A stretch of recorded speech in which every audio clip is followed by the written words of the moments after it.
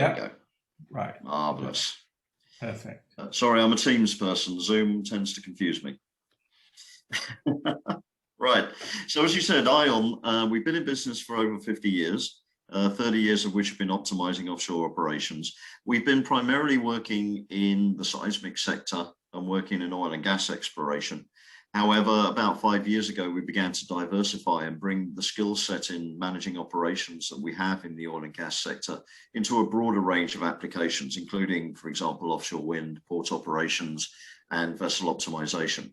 Our key capabilities come into the stage of systems integration, which, as Yevgeny said, very much is the focus of us linking into VTS systems. Data management, analytics, use of sensors, and navigation and positioning. So that's ION as a whole. The Marlin solution itself is a digital maritime infrastructure that basically brings together a wide range of operational data, such as planning, monitoring when operations are underway, and the analytics post-operations in order to be able to help people optimize their operations. But for today, we're focusing on our port management digital roadmap. And a statistic that I'd like everybody to be able to take away from the event is really that 80% of the world's ports do not have a digital port solution. So what does that mean? So what it means is the majority of ports in the world are not able to share their data with key stakeholders digitally. They tend to be using either paper or Excel, as we can see on the left-hand side here. And what you can see down the bottom left is the Port of Montrose and their whiteboard, which existed just over a year and a half ago. And basically, again, when you're digital, the aim is to be able to share that data with multiple stakeholders, as the captain said earlier, 30 different forms that need to get completed. And if you're having to do all of those by hand, then that's a good couple of hours of your time spent at the very least. Whereas we're looking to transition to the digitalized port call, and you can see the Montrose control room now on the right, where they're using their screens. And basically what we've been able to do is to reduce the amount of time taken to process a port call from about an hour down to about 5 to 10 minutes. So obviously there's a significant benefit there for the port involved. So for us, as Yevgeny said as well, it's a matter of relationships over a long-term basis. We take that journey with our clients.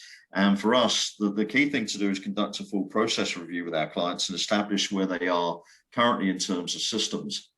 And in ports, that's aggravated by the fact that there's the old saying, if you've seen one port, you've seen one port. Every port tends to operate differently. So we had one yesterday, we had an initial presentation to a port. We work on berth management. They just went, well, we don't have berths, we have a length of key, and then we just tell the vessels to tie up depending on their length. So clearly, there's a requirement to tailor something for that particular port. So we're not only evaluating the full range of systems, but all the systems that they interface to, such as the maritime single windows, port community systems. Obviously, IMO standards coming in, a requirement for mandatory maritime single windows will change a lot of things coming up. We're able to take information from those systems, integrate it with our solution to create a full stakeholder environment to help port operations run more efficiently. And as also Yevgeny mentioned, we work with a range of world-class solutions providers to integrate the key systems the port needs, such as the VTMS, the terminal operating systems. If the port has systems of that type, then we can interface to them. And if they don't have the solutions, we can help ports to understand the market and find cost-effective partners for the future. So the port call really is the cornerstone of all port activity. We see this split into two halves. You have from the sea to the quay, and then basically have the shore side going out to the hinterland. And we focus on the sea side, obviously, where you have the core data, such as the vessel data, the physical data, the berth, the cargo, and we transform it into a digital data that can be shared with all of the key stakeholders in the port. Once we've done that, the port is able to take advantage of a wide range of features, such as sharing data across mobile platforms, including tablet and mobile phones. So basically, pilots in our clients are able to get up in the morning and see the vessels that are coming in on their phone without having to call in or check in at the office. We can import key data direct from the maritime single window, as I mentioned before, which saves time, removing paper, increases efficiency. And then we can report back online to national agencies regarding those port activities.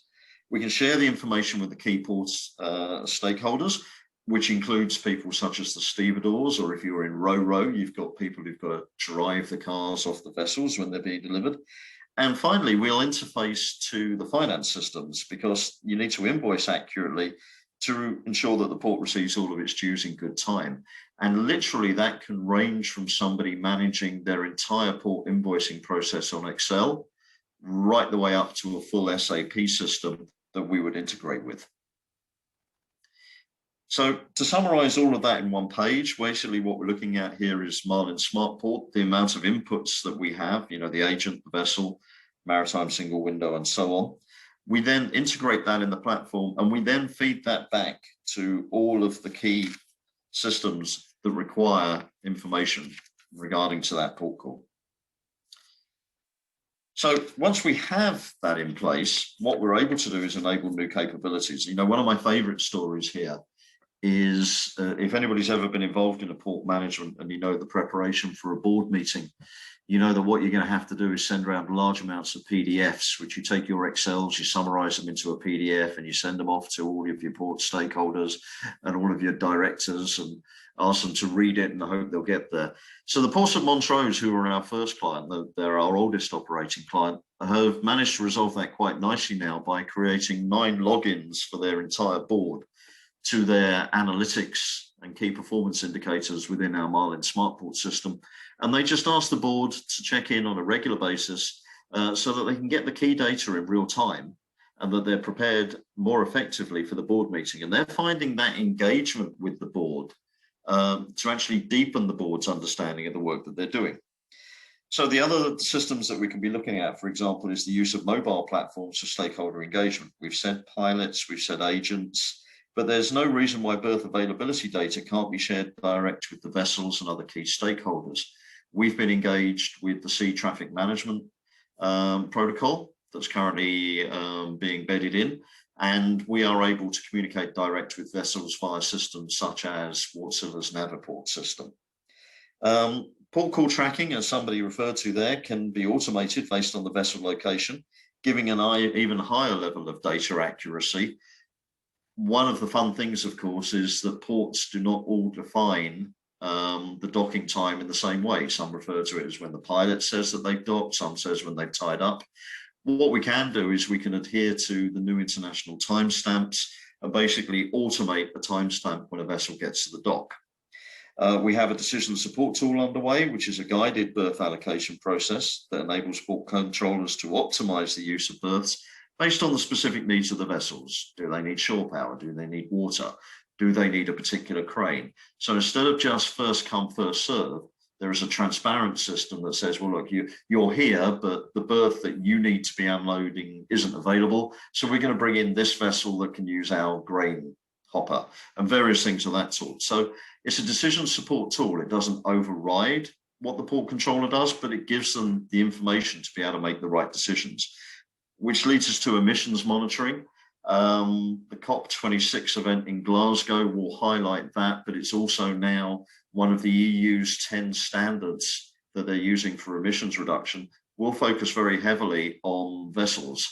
And if you haven't seen it, there's a new report out there identifying IKEA, Amazon, and Walmart as the world's greatest shipping emissions culprits. So you're going to see an increased focus on there. We can help you understand the emissions and the activities in your ports that lead to greater emissions, enabling you to green your port.